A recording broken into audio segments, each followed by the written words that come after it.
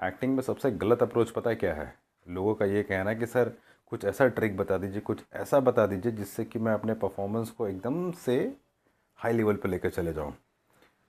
भाई ये बिल्कुल पॉसिबल नहीं है और किसी तरीके का शॉर्टकट नहीं होता है, ये आप खुद भी जानते हैं। तो मुझे नहीं लगता कि आपको पूछने की ज़रूरत है। देखो हमें लगता है कि यार कुछ ऐसा कुछ कर दो जिससे कि हमारा परफॉर्मेंस लेवल एकदम से हाई हो जाए। ओके, ये सबको लगता है और सबको ये फील होता है कि भाई जितना जल्दी हो उतना जल्दी मैं परफॉर्मेंस को रेडी करके और वीडियो बना दूँ, दिखा दूँ।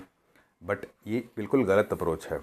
एक्टिंग में शॉर्टकट जैसा कुछ भी नहीं होता। हर चीज़ का अपना एक टाइम फ्रेम होता है, लेंथ होता है, हमें उसके अकॉर्डिंग चलना पड़ता है। सिंपल सी बात है।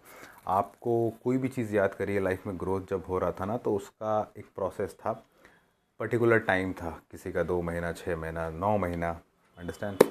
तो भैया हर चीज़ का अपना एक टाइम होता है। तो आर्ट है, आर्ट में भी ग्रोथ धीरे धीरे ही होता है और इसको अगर आप सही से साधेंगे तो होता है, पॉसिबल होती हैं चीज़ें। तो इतना तो कम से कम आपको ध्यान रखना है। हाँ, शॉर्टकट नहीं होता बट कुछ ऐसी पॉइंटर्स है जो अगर आप ध्यान रखते हो तो अपने परफॉर्मेंस को बढ़िया एक लेवल पे ले जा सकते हो। वो मैं थोड़ा आपसे डिस्कस करना चाहता हूँ। ओके, अगर आपके पास कहते हैं ना कि ऑब्जर्वेशन टेक्निक अच्छा है आपका। ऑब्जर्वेशन में मतलब सेल्फ ऑब्जर्वेशन हो गया। ये स्टार्ट तो आप अपने से करो, सेल्फ ऑब्जर्वेशन से स्टार्ट करो। उसके बाद हम अदर्स को भी ऑब्ज़र्व करते हैं। ठीक है, ऑब्ज़र्व करो, चलना फिरना, बात करना, ये सब चीज़ों को ऑब्ज़र्व करो और ऑब्ज़र्व करके अप्लाई करो। प्रॉब्लम क्या होती है, लोग को पता है कि सर ऑब्ज़र्वेशन मालूम है सर, बट मालूम है लेकिन कभी दिखता नहीं है।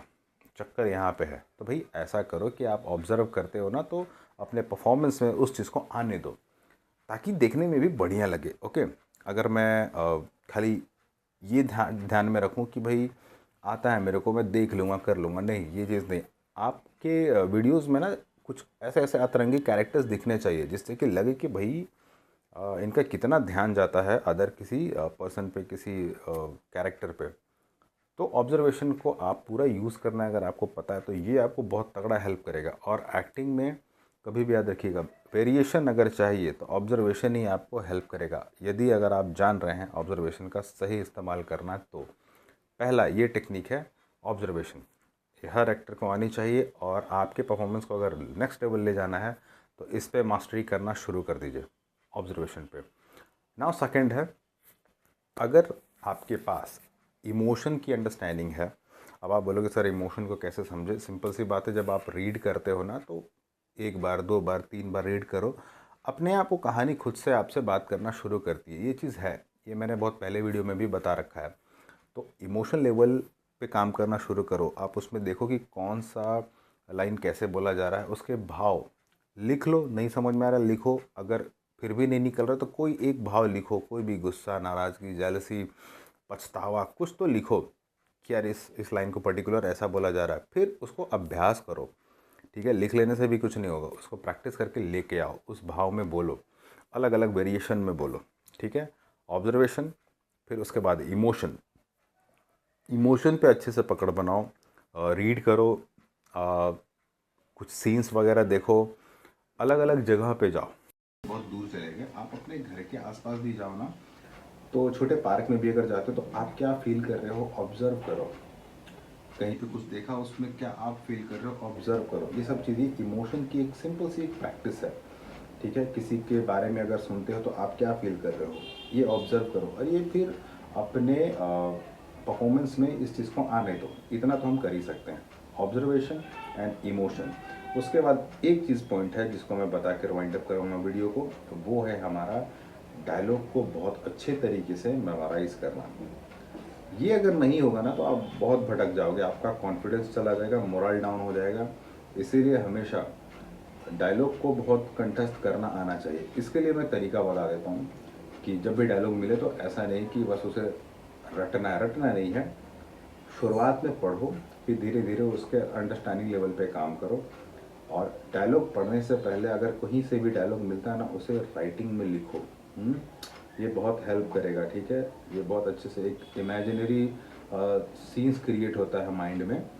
वो दिखना शुरू होता है, डायलॉग भी दिखना शुरू होता है। जब आप बोलते हो ना तो दिखता है कि मैंने उसमें लिखा था कि मैं अब यहाँ से जा रहा हूँ। तो वो जब आप लिखते हो ना तो आपके सेंस में भी वो चीज़ दिखाई पड़ने लगता है। लिखने से स्टार्ट करो, फिर उसे रिपीटेशन मोड में पढ़ना शुरू करो, और जैसे कि इमोशन के साथ जितना और भी पढ़ेंगे वो और अच्छे से मेमोराइज होना शुरू होगा। तो डायलॉग को बहुत रटने से अच्छा है उसको समझना शुरू करो। समझने के लिए सिंपल है, लिखो एंड पढ़ना एंड रिपीट करना स्टार्ट करो। ये 3 चीज़ आपको बहुत हेल्प करेगा आपके सिंपल से किसी भी स्क्रिप्ट को या एक्ट को इन्हेंस करने के लिए। ओके, पहला ऑब्जर्वेशन, दूसरा इमोशन लेवल, और तीसरा है आपका मेमोरी। जितना शार्प रहेगा उतना आप बढ़िया और अच्छा परफॉर्म कर जाओगे।